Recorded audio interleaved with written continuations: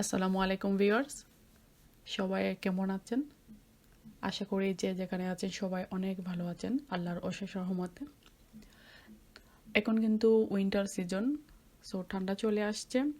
তো এই ঠান্ডা যখন আসে আসলে তখন কিন্তু খাবারের মধ্যে একটা চেঞ্জ চলে আসে, যেহেতু ওয়েদারটা চেঞ্জ হয় তখন কিন্তু খাবারেও চেঞ্জ চলে আসে। তো আসলে আমি আজকে যেটা নিয়ে রেসিপি নিয়ে আসছি সেটা আপনারা দেখেই বুঝতে পারছেন আসলে সেটা কি। আর সেই রেসিপিটা হচ্ছে গিয়ে রুই মাছের ফিশ।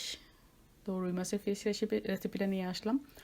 তাহলে দেখতে থাকেন আমি কিভাবে সেটা রান্না করি। আশা করি দেখতে থাকেন, আপনাদের কাছে অবশ্যই ভালো লাগবে। আর এই রেসিপিটা কিন্তু খুবই সিম্পল অ্যান্ড ইজি ওয়ে আমি রান্না করব। এটা 5 থেকে 10 মিনিটের ভিতরে হয়ে যাবে, আর অল্প খুব কম সময়ের মধ্যে এটা হয়ে যায়। আসলে রান্নাবান্না আমরা যা করি সবগুলা কিন্তু খুব কম সময়ের মধ্যে শর্টকাট হয়ে যদি যায় তাহলে খুবই ভালো হয়। নিজের কাছেও টাইমটা সেভ করা যায় আর রান্নাটাও ইজি হয়ে গেল আর পারফেক্ট হয়ে যাবে। তো এখানে দেখতে পাচ্ছেন আমি মাছের ডিমগুলোকে প্রথমে বয়েল করে নিচ্ছি। বয়েল করতে বেশি সময় হয় নাই, 3 মিনিটের মতো বয়েল করলে এটা হয়ে যাবে। তো বয়েল হওয়ার পরে আমি ঠান্ডা হওয়ার পরে আমার হাতের সাহায্যে আমি এগুলাকে জুড়ি জুড়ি করে নিয়েছি মাছের ডিমটাকে। ঠান্ডা হওয়ার পরেই করতে হবে, তা না হলে গরম গরম করা যাবে না। আর এখানে ফ্রেশ ধনিয়া পাতা দেখতে পাচ্ছেন, খুবই সুন্দর, এত ফ্রেশ ছিল ওগুলা। সো ওখান থেকে কিছু বেছে নিয়ে আমি কেটে রেখে দিয়েছি। আর এখানে ফ্রাই প্যানটা আমি আগেই বসিয়ে রান্নার তেলটা দিয়ে দিয়েছিলাম। তো এখানে আমি একটা পেঁয়াজ কুচি দিয়ে দিলাম, সঙ্গে ছিল গ্রিন চিলি। তো এটা তো ফ্রেশ গার্ডেনের চিলি ছিল, এটা ব্ল্যাক চিলি, সো এটাও দিয়ে দিলাম। তো এটাও আমি পেঁয়াজটাকে 3 থেকে 4 মিনিটের মতো একটু ফ্রাই করে নিব, দেখতে পাচ্ছেন।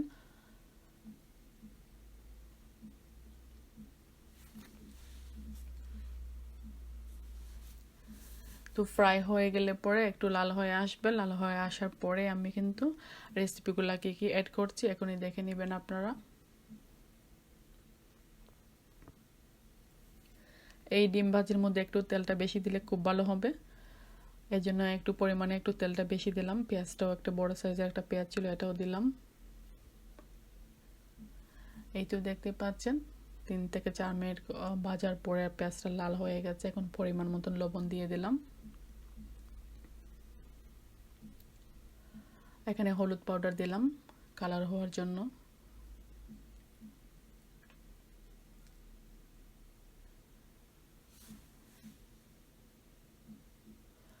তারপরে আসলে এখানে আমি একটু অল্প হালকা একটু নেড়ে দিব যাতে কালারটা সুন্দর ভেসে ওঠে।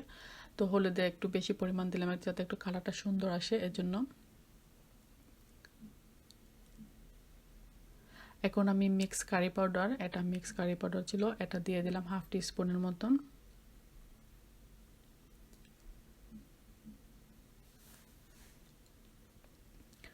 এখানে কিন্তু আমি কোনো ধরনের পানি ইউজ করব না।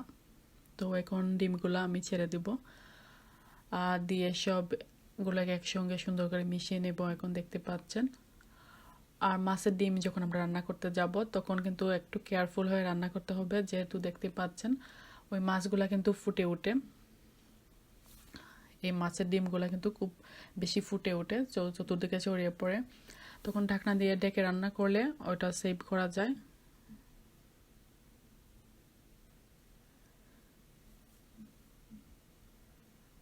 তো ঢাকনা দিয়ে ডেকে রাখার পরে আসলে এটা একটু সফট হয়ে গেছে, এখন আর ফুটে না। তো এখানে আমি অল্প পরিমাণে একটু টেস্ট আসার জন্য দিয়ে দেব আমি এখানে জিরা পাউডার ছিল এটা। তো জিরা পাউডারটা দিয়ে আমি ভালো করে মিক্স করে নিচ্ছি। আর এখন হয়ে যাচ্ছে, তারপরে আমি দিয়ে দিলাম কোরিয়ান্ডার, এটা ফ্রেশ কোরিয়ান্ডার দিয়ে দিলাম। তো কোরিয়ান্ডার দিয়ে আমি আসলে আবারও মিক্স করে নেব যাতে এটা একসঙ্গে মিক্স হয়ে যায়। আর এত সিম্পল একটা রেসিপি, খুব কম সময়ের মধ্যে হয়ে যাবে।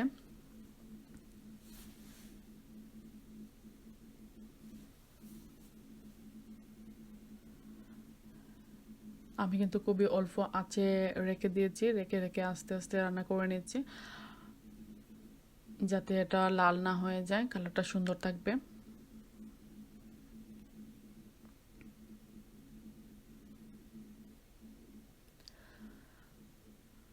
আমার চ্যানেলটা যদি আপনাদের কাছে ভালো লেগে থাকে, আমার ভিডিওগুলো যদি ভালো লাগে, অবশ্যই আমার চ্যানেলটা আপনারা সাবস্ক্রাইব করে নেবেন। আর নতুন নতুন ভিডিওগুলো পাওয়ার জন্য বেল বাটনটা যদি অন করে রাখেন, তাহলে নোটিফিকেশনটা খুব আগে চলে যাবে ভিডিওটা দেওয়ার সঙ্গে সঙ্গে, তাহলে নতুন ভিডিওটা অবশ্যই দেখতে পারবেন। তো আশা করি সাবস্ক্রাইব করে নেবেন, আর ভালো লাগবে আসলে, নতুন ভিডিওগুলো দেখতে পারবেন। এখন আমি ঢাকনা দিয়ে ঢেকে রাখার পরে হয়ে গেছে, এখন খুব সুন্দর জোরজোড়া হয়ে গেছে। এই তো দেখতেই পাচ্ছেন, এখন খুব সুন্দর কিন্তু জোরজোড়া হয়ে গেছে ডিমগুলো এখন।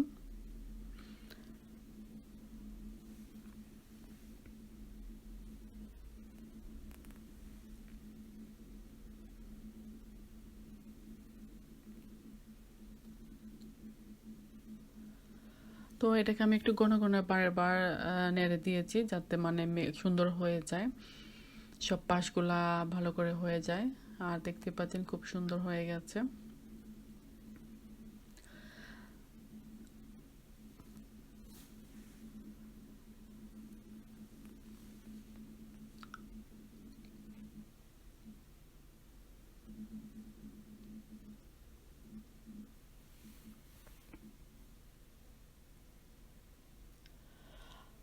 এই তো এখন নামিয়ে নেব, আর এখন আসলে পরিবেশনের পালা।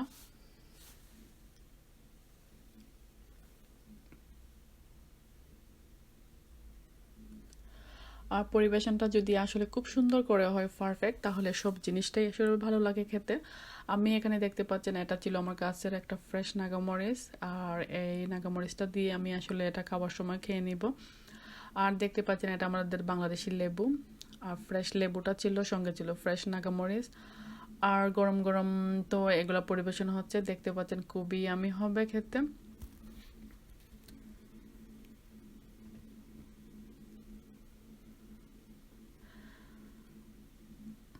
আবারও দেখা হবে আপনাদের সাথে আমার নতুন কোনো রেসিপিতে, নতুন কোনো ভিডিওতে।